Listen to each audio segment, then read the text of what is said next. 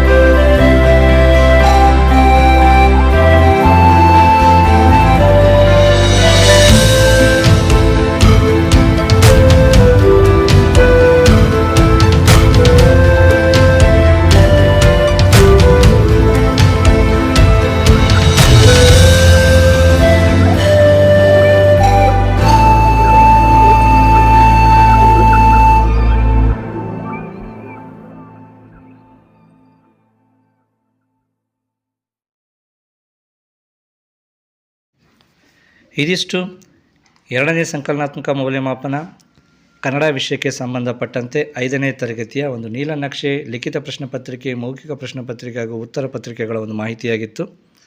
ಈ ಪ್ರಶ್ನೆ ಪತ್ರಿಕೆ PDF ಅನ್ನು ನೀವು ಡೌನ್ಲೋಡ್ ಮಾಡ್ಕೋಬೇಕಾದ್ರೆ ಈ ವಿಡಿಯೋದಲ್ಲಿರುವಂಥ ಡಿಸ್ಕ್ರಿಪ್ಷನ್ನಲ್ಲಿ ನೀವು ಹೋಗಿ ಅಲ್ಲಿ ಒಂದು ಲಿಂಕನ್ನು ನೀಡಲಾಗಿದೆ. ಆ ಲಿಂಕ್ ಮೇಲೆ ಕ್ಲಿಕ್ ಮಾಡಿದ್ರೆ ಈ ಪ್ರಶ್ನೆ ಪತ್ರಿಕೆಯ PDF ನಿಮ್ಮ ಮೊಬೈಲ್ನಲ್ಲಿ ಡೌನ್ಲೋಡ್ ಆಗುತ್ತೆ.